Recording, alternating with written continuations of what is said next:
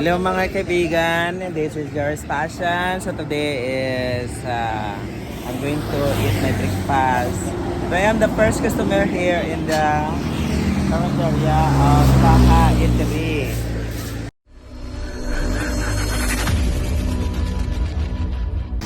Ako yung kauna-unahang customer niya. Nagpanilig pa si tita sa nagulan na gabi. Ito yung mga ulam, ang sarap-sarap, yummy, adobong pork, pansit, fried chicken, at saka yung parang pinakbito na may gata. Ang sarap. At ito naman, yan, tambo with gata. Tambo shoot. Kaya kakain tayo. Yung sa akin, ay gusto ko tong fried chicken na pa. May init-init pa. Ayan, lagay ko na dito ha. Tita, makano ang fried chicken?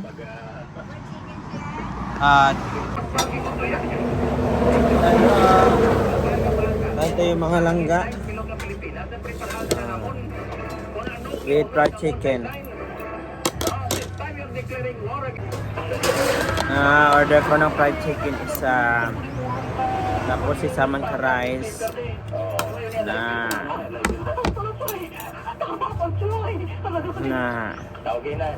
kaunta.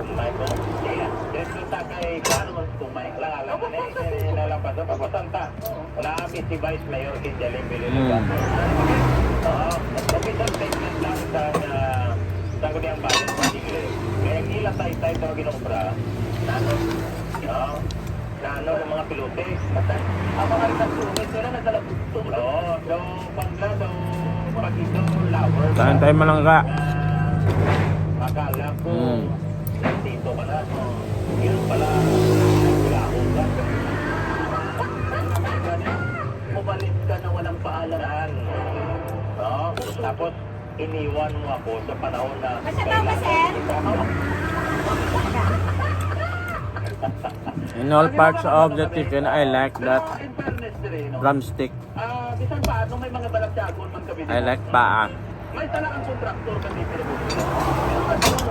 ang kontraktor ko ng taon ko. Masarap pala siya ang yung paa na manok. For me, mas masarap ito.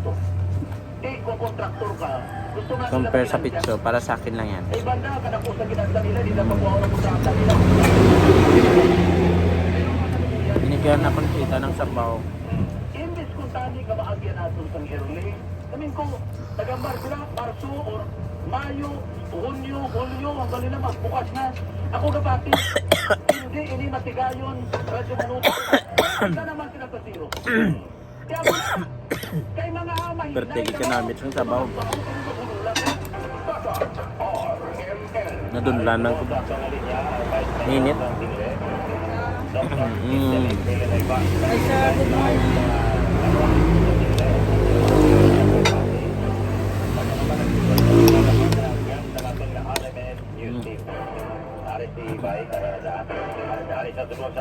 Vice Mayor, mayong aga. Good morning now. Good morning sa Tagpalamatik ng RMS. Vice, salamat kayo sa Okay. sige. Kapag pa ako magkasigit-sigit lang ako sa Hindi ko na na-display.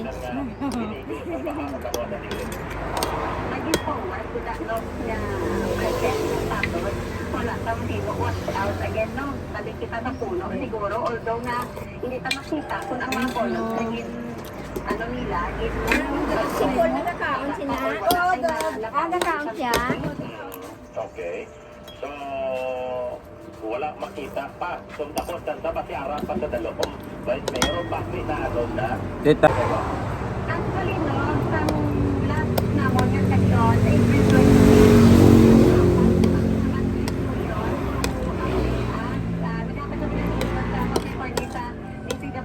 nga to update us of the status ng construction kasi kami mismo, ordinary mo pumuluyo, mo balaan mo manog na kahinay, kita na pang tumahanay. So as yesterday, nasasya namon, why kami itnay napaton nga reply from the DPWH.